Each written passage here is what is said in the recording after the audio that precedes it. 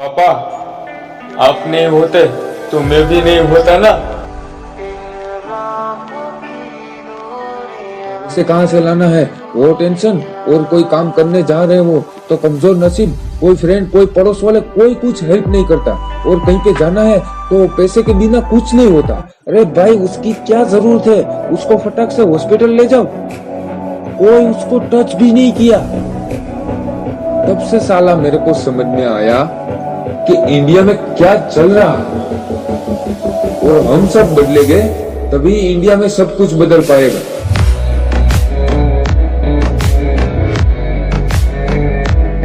बेटा, मैं रास्ते में जा रहा था तो मुझे एक भिखारी मिला। उसने कहा मुझे भगवान के नाम पे कुछ दे दो। पापा, तो आपको उसको 10 रुपए दे रहे थे ना उस बेचारे को। नहीं बेटा, ऐसे किसी को भीख नहीं देनी चाहिए। तो आपने क्या कहा? मैंने उसे कहा कि तुम यंग मैन होकर भी भीख मांग रहा है, तुम्हें कुछ काम करना चाहिए। पापा, वो भिखारी है, उसे कौन काम देगा? बेटा, उसने मुझे यही कहा कि मुझे कौन काम देगा। भिखारी को कौन काम पर रखेगा? भिखारी ने कहा साहब, इस दुनिया में कोई किसी का नहीं है, और हम तो फुटपाथ पे रहते और फुटपाथ पे ही मरते हैं। पर पापा, कोई तो होगा ना जो उसकी मदद कर सकता है। बेटा, बड़ी बड़ी कंपनियों में वर्कर की ज्यादा जरूरत होती है, और उसको रख के कंपनी वाले उसकी मदद कर सकते हैं। लेकिन मैंने वो उस भिखारी को कहा तो भिखारी ने कहा कि साहब, वो हम पर भरोसा नहीं करेंगे। हम उसका कुछ सामान लेकर चले गए तो उसको ऐसा डर लगता है, और ऊपर से मेरा सर एक पैर भी नहीं है। तो वो क्या कर सकता है? तो मैंने उससे कहा भाई, तुम्हारा पैर नहीं है तो कहीं पे ऑफिस वर्क पे तो काम पे लग जा। फिर उसने क्या बोला पापा? उसने बोला कि साहब, मेरे पास कपड़े खरीदने के पैसे नहीं है। तो मैंने बोला कि तुम्हारे पास इतना टैलेंट है तो इसमें कपड़े कहाँ से आए? पापा, फिर वो भिखारी ने क्या बोला आपको? वो बोला कि सर, कंपनी वाले बोल रहे हैं कि आप कोई अच्छे कपड़े पहन के रहो, बाद में आपको जॉब दूंगा, और ऐसे कपड़ों में आपको जॉब में नहीं दे सकता। फिर मेरे को समझ में आया कि आपके पास कितना भी टैलेंट हो वो कोई नहीं देखता, बस अच्छे कपड़े पहनना और अच्छा दिखना चाहिए, उसको ही जॉब पे डायरेक्ट सीधा रख लेगा। और इसीलिए अमीर अमीर हो रहा है और गरीब गरीब बनना जा रहा है। हमारे इंडिया में इसलिए गरीबी ज्यादा है। हाँ पापा, वो बिल्कुल सही है। वो अमीर लोग दारू पी के भी चलते हैं कहीं पे, और दारू खरीदते हैं तो उसे पुलिस पकड़ती है और पैसे लेकर छूट जाती है।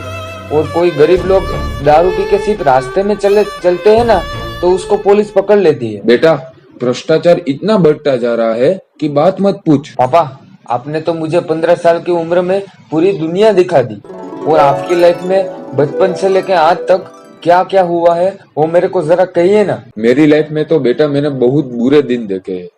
एक बार तो मैंने गलत रास्ता लेने का भी ट्राई किया था, लेकिन तुम्हारे दादा ने मेरे को रोक लिया। पापा, आप नहीं होते तो मैं भी नहीं होता ना।